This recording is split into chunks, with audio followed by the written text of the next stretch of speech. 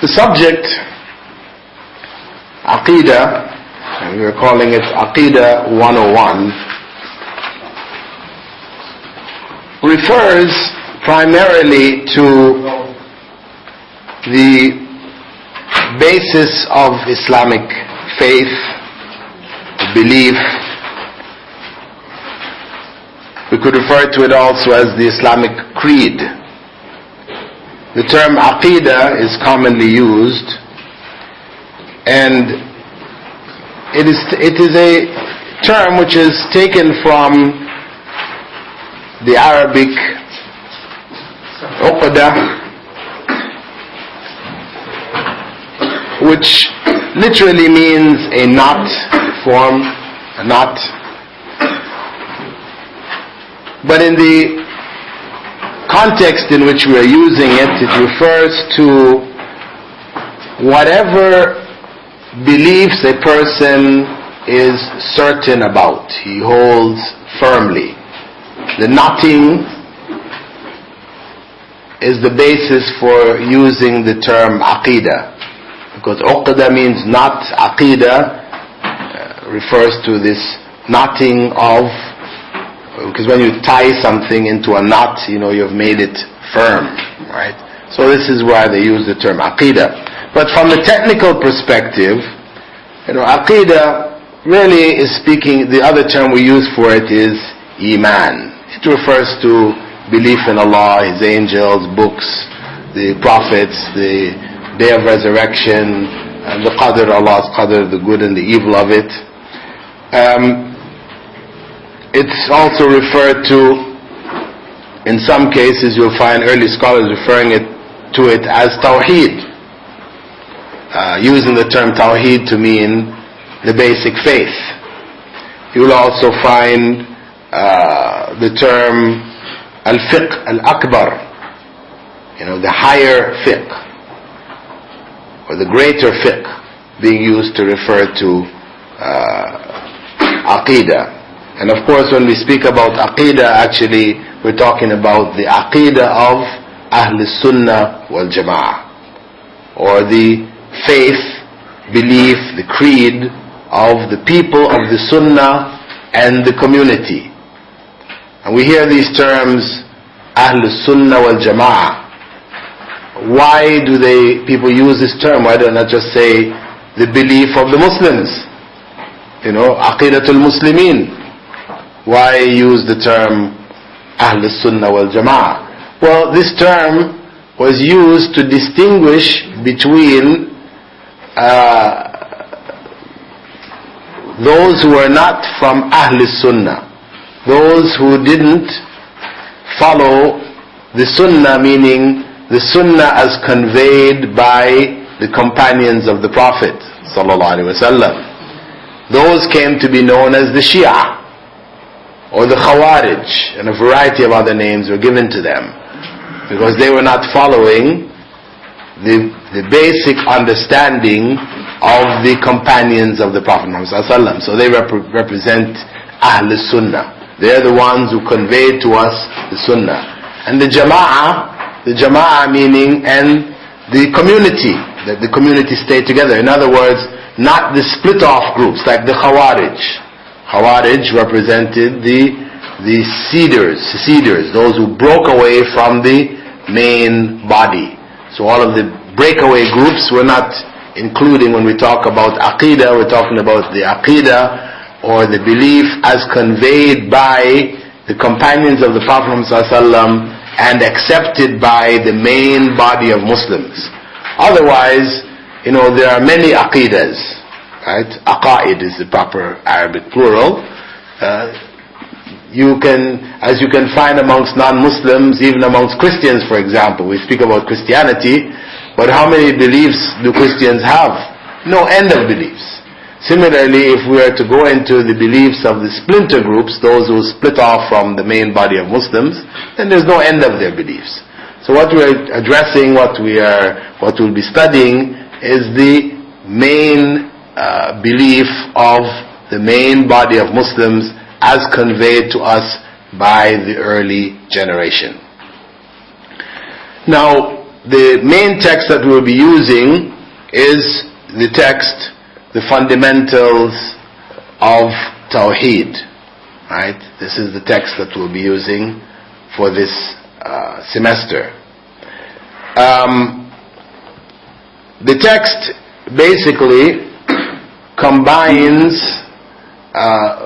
works of well-known scholars of the past, whether it is Imam al-Tahawi in the Aqidah al-Tahawiyah, or it is Taysir al-Aziz al-Hamid, which is a commentary on the Kitab al-Tawheed of Sheikh Muhammad ibn Abdul Wahhab, and other sources.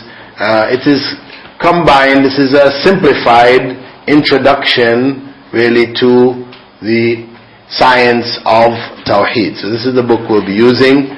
There will be different reference books which we will refer to in the course of the program of this course, and we will of course ask you in doing your assignments to go beyond. I'm not asking you to restrict yourself and your ideas only to this one text.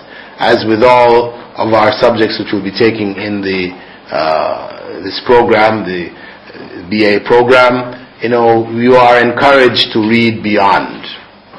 Inshallah, we'll have a library with books which will help you to do research, further study in areas beyond the curriculum itself.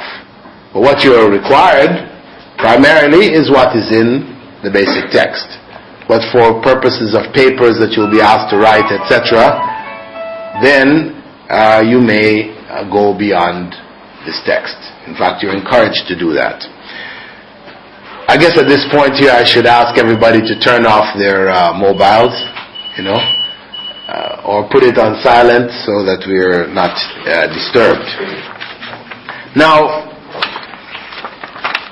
if we go to the basic chapter, beginning of the book, The Fundamentals of Tawheed,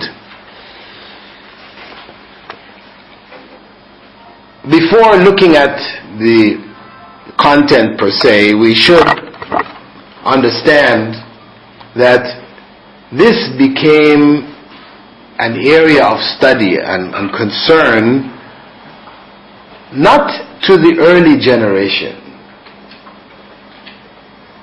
The understanding of Tawheed, of Aqidah, this was conveyed by Prophet Muhammad ﷺ to his companions.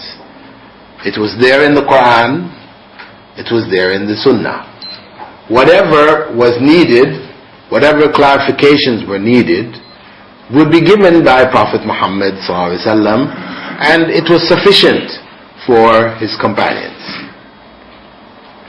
There wasn't any need to develop a specific area of learning which we may call Tawheed. This need didn't arise until after the time of the companions, as Islam spread into different lands.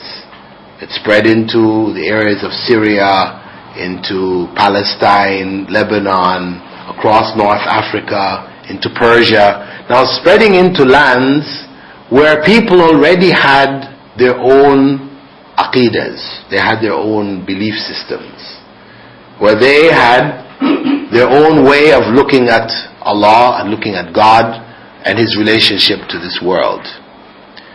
So as these people came into Islam, and as those who are carrying Islam into these lands entered into discussions with people of these lands, now the belief, the basic belief of Islam came under challenge. In the initial stages, when Prophet Muhammad ﷺ conveyed the message, he was challenged by the pagans. The Quranic message, his own explanations, were sufficient to dispel them. As Islam spread now in the later generations, it wasn't sufficient to just say the Quran said or the Sunnah said. That's fine if you are a Muslim. Here's your evidence. However, if you're dealing with non-Muslims, then you had to employ also logical arguments, you had to dismantle their arguments, etc. So this required explanations which went beyond the use of the texts themselves.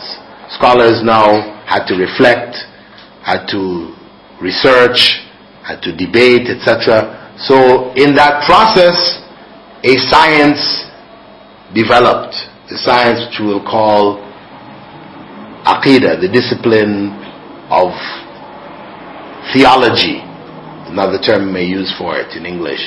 The Islamic creed became clearly delineated.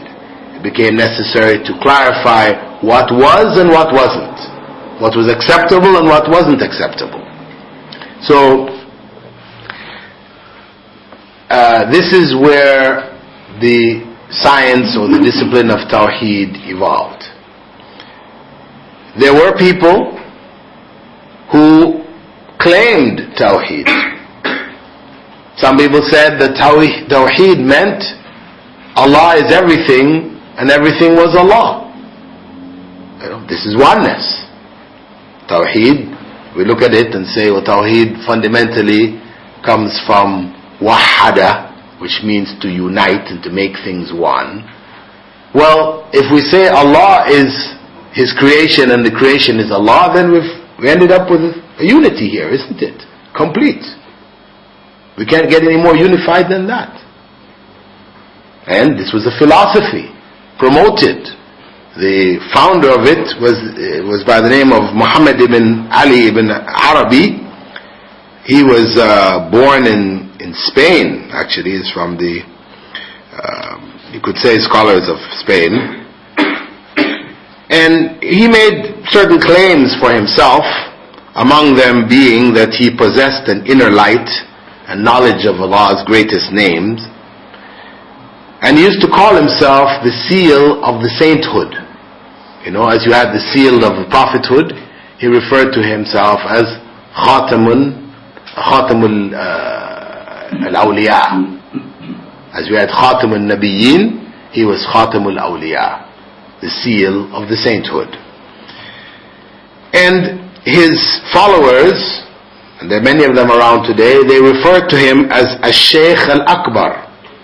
So if you read Harun Yahya's books, in the appendix where he expresses his belief that everything is Allah, that matter is only an illusion, there is only Allah that exists, he will refer back to Al-Shaykh al-Akbar.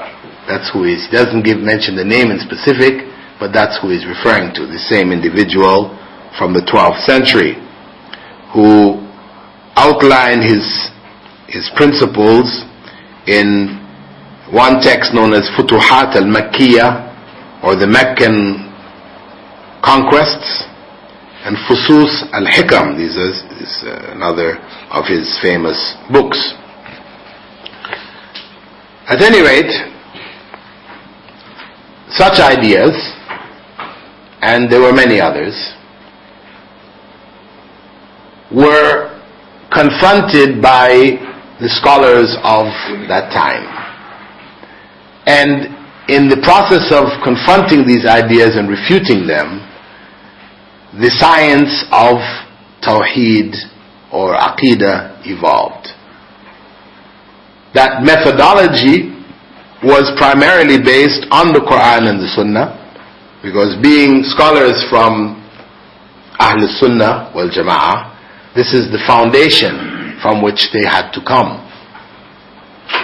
And the responses do exist in the Quranic and prophetic texts. The responses are there, but they need further clarification and elucidation. You might read a text and it seems pretty straightforward to you. A scholar reads that text and is able to deduce from it arguments which you didn't see. It wasn't clear to you. But once you've heard the argument, then you can see, how that text deals with this particular issue. Not that they're making up meanings, giving meanings to the text, but they're applying the texts in such a way as to refute certain arguments which were held by non-Muslims or Muslims who had become misguided. So the science of Tawheed, we said, evolved in response to these challenges which arose. There is a warning that we can find in the Quran, in the 12th chapter, Surah Yusuf, verse 106, where Allah says there, وَمَا يُؤْمِنُ أَكْثَرُهُمْ بِاللَّهِ إِلَّا وَهُمْ مُشْرِكُونَ. Most of those who claim to believe in Allah commit shirk.